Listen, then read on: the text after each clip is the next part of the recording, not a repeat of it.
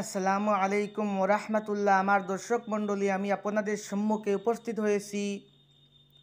যদি আপনাদেরকে কেউ জাদু করে রোগে আক্রান্ত করে দিয়ে থাকে, অথবা আপনাদেরকে বারবার জাদু করেই চলেছে, আপনারা কোনো অবস্থায় সেই জাদুকরের হাত থেকে রেহাই পাচ্ছেন না, আপনারা আমার দেয়া এই আমল ফলো করুন। ইনশাআল্লাহ অবশ্যই জাদুর হাত থেকে রক্ষা পেয়েই যাবেন। সে আর আপনার কোনো ক্ষতি করতে পারবে না যদি আপনারা এই আমল সঠিক মতে করতে পারেন। সে যত বড় তান্ত্রিক হোক না কেন, ইনশাআল্লাহ আল্লাহর রহমতে আপনার কোনো ক্ষতি করে দিতে পারবে না। আপনারা যদি এই আমল সঠিক নিয়মে করতে পারেন, আপনারা সামান্য বৃষ্টির পানি আপনার কাছে রাখবেন। যদি তা না সংরক্ষণ করতে পারেন, তাহলে আপনারা টিকলের পানি কিছু আপনাদের কাছে রাখবেন, নতুবা আপনারা নদীর পানিও রাখতে পারেন। এরপরে আপনি কিবলামুখী হয়ে বসবেন। বসার পর দুরুদে ইব্রাহিম 3 বার পাঠ করবেন। এরপরে আপনি সূরা আল ফাতিহা একবার পড়ে পানির মধ্যে একটি দম করবেন, যাহাকে আমরা হামদু সূরা নামে চিনি, ওই সূরাটি। এইভাবে 14 বার পড়ে পানির মধ্যে 14টি ফু দেবেন। এরপরে আপনি আয়াতুল কুরসি একবার পড়ে পানির মধ্যে একটি ফু দেবেন। এটি সূরা আল বাকারার 256 নম্বর আয়াত। এটি আপনি একবার পড়ে একটি ফু দেবেন। এইভাবে 14 বার পড়ে পানির মধ্যে 14টি ফু দেবেন। এরপরে আপনি সূরা আল কাফিরুন, যাহাকে কুল ইয়া আইয়ুহাল কাফিরুন, এই সূরাটি একবার পাঠ করে পানির মধ্যে একটি ফু দেবেন। এইভাবে 14 বার পাঠ করে পানির মধ্যে 14টি ফু দেবেন।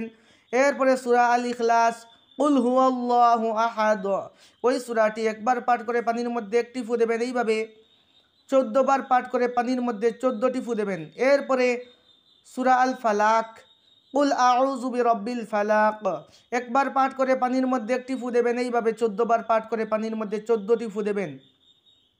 এরপরে সূরা আন নাস কুল আউযু বিরাব্বিন নাস, এটি একবার পাঠ করে পানির মধ্যে একটি ফু দেবেন। এইভাবে 14 বার পাঠ করে পানির মধ্যে 14টি ফু দেবেন। আপনার পানি তৈয়ার হয়ে গেল। এরপরে আপনি কি করবেন, আপনি যদি রোগী হন, তাহলে আপনি ওই পানি সকাল বিকাল 7 দিন একাধারে পান করবেন, এবং আপনি 7 দিন একাধারে অন্য পানি মিশিয়ে গোসল করবেন।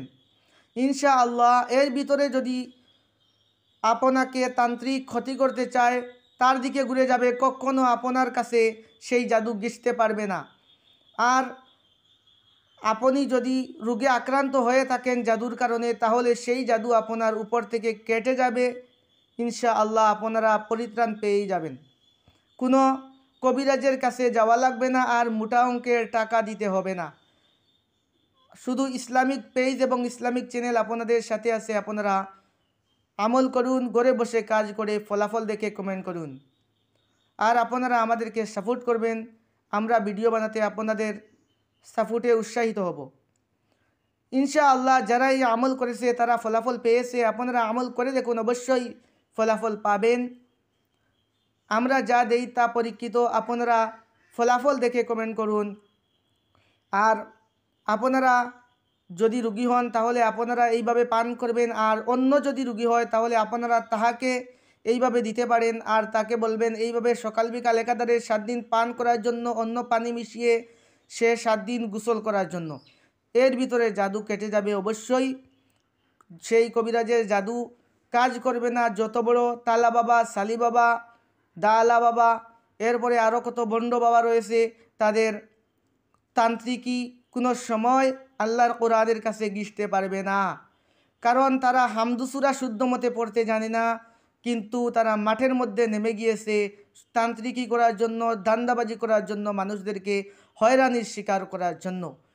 আমি আর কথা বাড়াচ্ছি না। আপনারা ভালো থাকুন, সুস্থ থাকুন, আর আমার জন্য দোয়া করুন।